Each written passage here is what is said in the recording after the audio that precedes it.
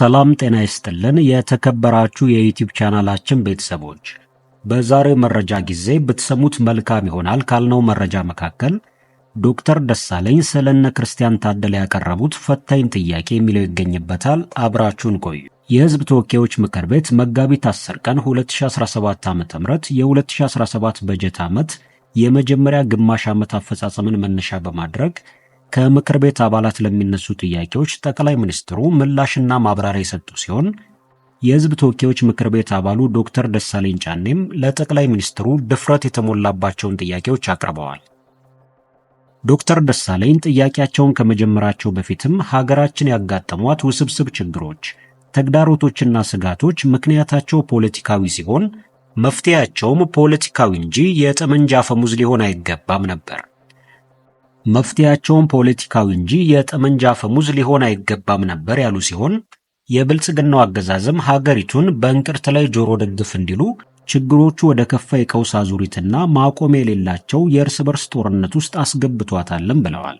ዶክተር ደሳለኝ ባለፉት 6 ዓመታት በኦሮሚያ፣ በአማራ፣ በአፋርና ትግራይ ዛሬም ድረስ ደግሞ በአማራና ኦሮሚያ ክልሎች በቀጠለው ጦርነት የድሃ አርሶ አደር ልጆች እንደ ቅጠል እየረገፉ በቢሊዮን የሚገመት የሀገር ሀብት እየወደመ ዛሬም የጦርነት ነጋሪት እየጎሰምን ቀጥለናል ብለዋል።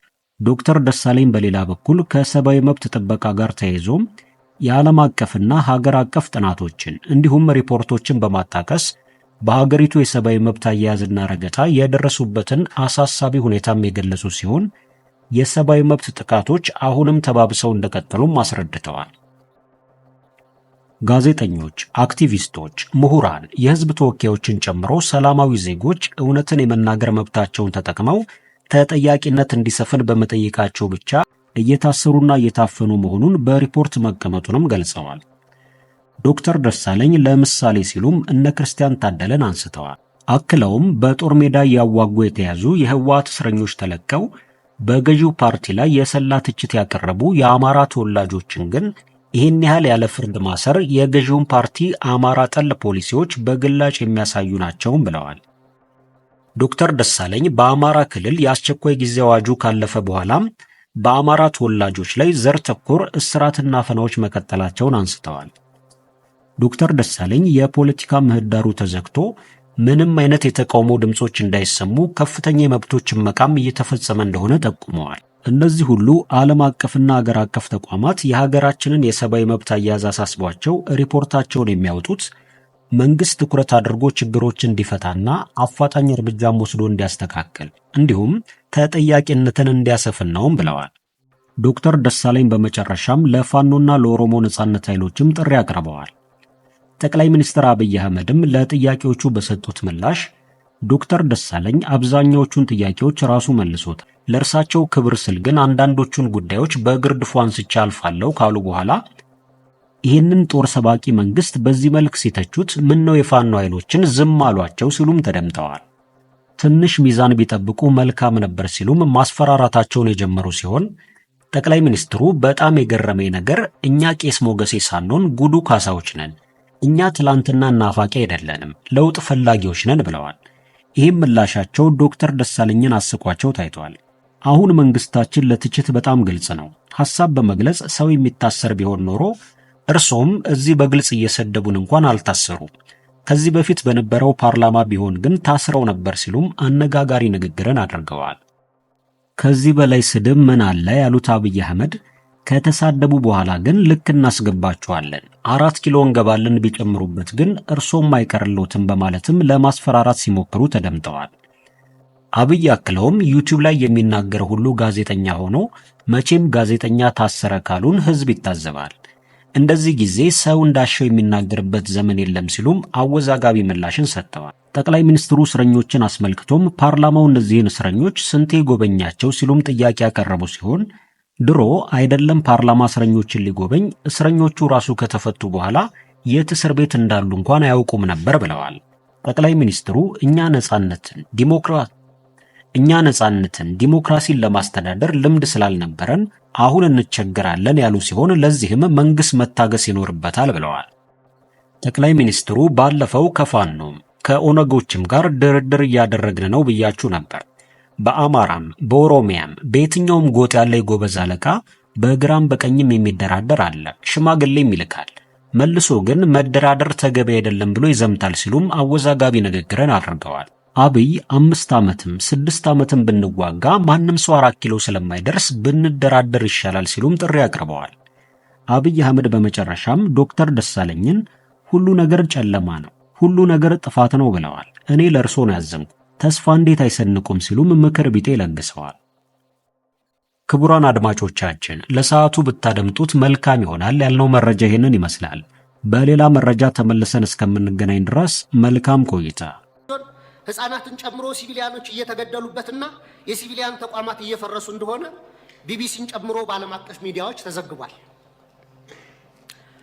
በተጨማሪም ሪፖርቱ የዴሞክራሲያዊ ማህበረሰብ አስፈላጊ ምሰሶች በሆኑት ሐሳብን በነጻነት የመግለጽ፣ የመሰብሰብ፣ የመደራጀት መብት ላይ ከፍተኛ ገደቦች መደረጋቸውን በአጽንኦት አመላክቷል። ጋዜጠኞች፣ አክቲቪስቶች እና ሰላማዊ ዜጎች እውነትን የመናገር መብታቸውን በመጠቀም ተጠያቂነት እንዲሰፍን በመጠየቃቸው ብቻ ማስፈራራት፣ እንግልት፣ ስደት፣ እስራት እና አለፍ ሲልም እገታና አስገድዶ መሰወር ይደርስባቸዋል ይላል ሪፖርቱ።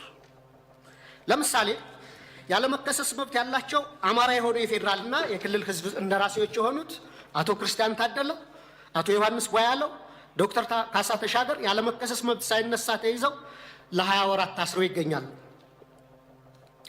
የተቃዋሚ ፓርቲ አመራሮች የሆኑት የአብን ስራ አስፈጻሚ ኮሚቴ አባል ዶክተር ቴዎድሮስ ኃይለማርያም፣ የኢዜማ የቀድሞ ሊቀመንበር ዶክተር ጫኔ ከበደም ከታሰሩ 2 ዓመት ሊሞላቸው ነው።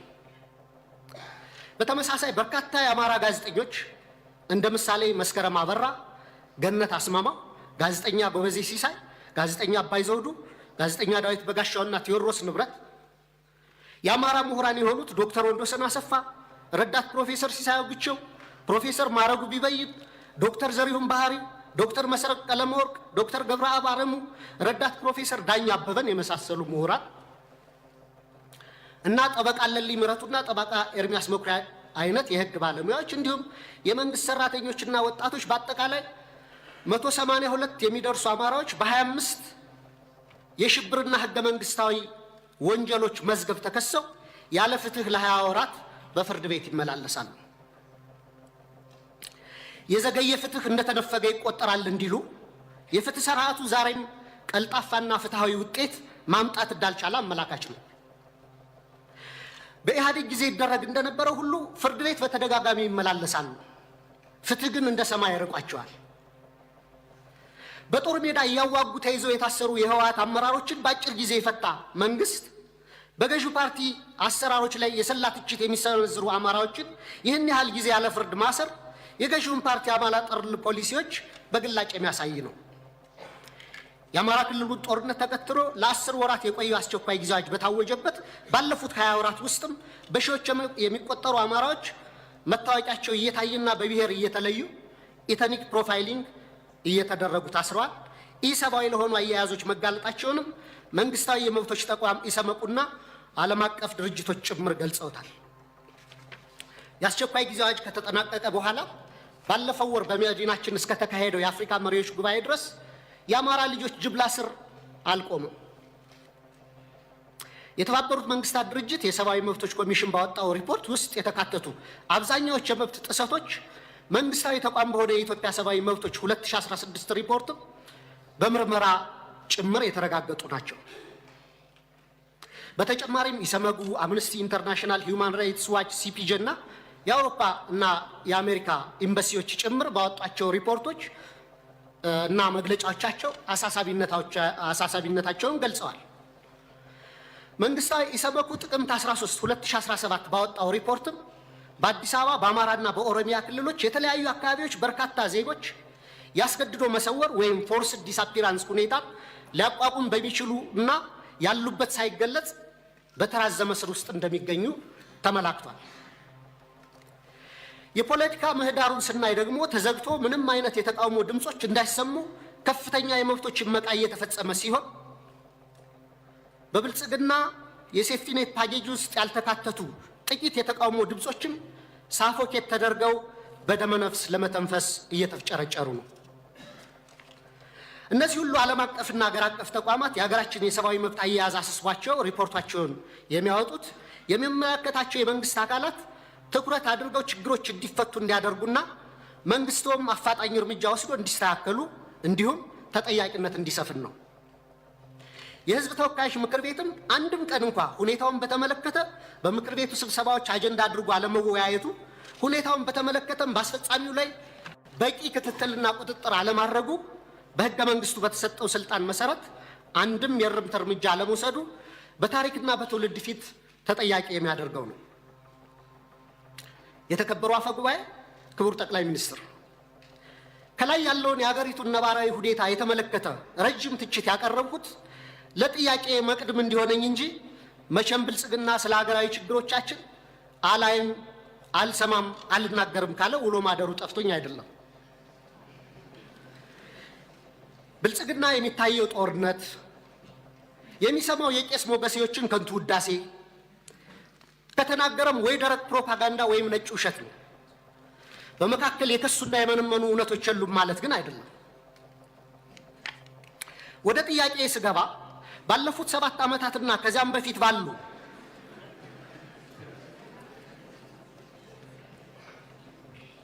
አስርት ዓመታት በኢትዮጵያ ውስጥ በተለይም በአማራ፣ በኦሮሚያ፣ በአፋር፣ በትግራይ፣ በደቡብ፣ በቤንሻንጉል ጉሙዝ፣ በጋምቤላና በሌሎችም አካባቢዎች ለተፈጸሙ ሰፊ የሰብአዊ መብት ጥሰቶች ግሮስ ሂውማን ራይትስ ቫዮሌሽንስ፣ በሰብአዊነት ላይ ለተፈጸሙ ወንጀሎች ክራይም አጌንስት ሂውማኒቲ፣ የጦር ወንጀሎች እንዲሁም የዘር ማሳሳትና የዘር ማጥፋት ወንጀሎች መፈጸማቸውን መንግስቱ እውቅና የማይሰጠውና ኃላፊነት የማይወስደው እንዲሁም ገለልተኛ ዓለም አቀፍ ምርመራዎች እንዲካሄድ የሚደረጉ ጥሪዎችን የሚያጣጥለው ለምንድን ነው? የሽግግር ፍትህ ከመጀመሩ በፊት እነዚህ ወንጀሎች በገለልተኛ ዓለም አቀፍ ተቋማት ተመርምረው የተፈጸሙ ወንጀሎች እንዲለዩ አትሮሲቲ ዲተርሚኔሽን እና በስማቸው እንዲጠሩ መደረግ አለበት። ከዛም ጥፋት ፈጻሚዎችን ለፍርድ ማቅረብና ተጎጂዎችን መካስ ወዘተ የሽግግር ፍትህ ሂደቱ አካል እንዲሆኑ ሊደረግ ይችላል። እንደ ሀገራዊ ምክክር ኮሚሽን አይነት ሂደቶችም የሀገራችንን ችግሮች እንዲፈቱ ከልብ የምንፈልግ ከሆነ በአማራና በኦሮሚያ ክልል እየተካሄዱ ያሉ ጦርነቶች፣ አውዳሚ ወንድማማች ጦርነቶች በአስቸኳይ እንዲቆሙ ሳይለንሲንግ ዘገንስ መደረግ አለበት። የሰሜኑን ጦርነት እንዲቆም ያደረገው ዋነኛው አካል የፌዴራል መንግስቱ ሲሆን አሁንም በተለያዩ የሀገሪቱ አካባቢዎች ያሉ ጦርነቶችን የማስቆም ተቀዳሚ ኃላፊነቱ የሞራልና የታሪክ ተጠየቅም የሚወድቀው በፌዴራል መንግስቱ ላይ ነው። መንግስታዊ ያልሆኑ ተፋላሚዎች ኃላፊነታቸው በሁለተኛ ደረጃ የሚታይ ነው። ዘመናዊ የሀገራችን ታሪክ ብናይ እንኳን ለመቶ ዓመታት የፖለቲካ ችግሮቻችን በጠመንጃ አፈሙዝ ለመፍታት የሄድንበትና ዛሬም የቀጠልንበት መንገድ የዓለም ጭራ የሌሎች ሀገራት መሳቂያና መሳለቂያ ያደረገን ችግር ሲሆን ከዚህ የግጭትና የጦርነት አዙሪት በአስቸኳይ ካልወጣን እንደ ሀገር ለመቀጠል የምንችልበት ምንም ማስተማመኛ የለንም። በዚህ ረገድ መንግስት ዋነኛ ኃላፊነት ይኑርበት እንጂ የአማራ ፋኖ ኃይሎችና የኦሮሞ ነጻነት ሰራዊትም ጦርነቶችን ለማስቆምና የሚታገሉላቸው ዓላማዎች በሰላማዊ መንገድ እንዲመለሱ ማድረግ የሚቻልባቸውን እድሎች ሁሉ አሟጣው እንዲመለከቱ፣ ለሰላም ለሚደረጉ አገራዊም ሆነ ዓለም አቀፋዊ ጥሪዎችና ጥረቶች መሳካትም የድርሻቸውን እንዲወጡ በወከለኝ የባህር ዳር ከተማ ህዝብ በመላ ኢትዮጵያና በራሴ ስም ጥሪ ማቅረብ እፈልጋለሁ። በጣም አመሰግናለሁ።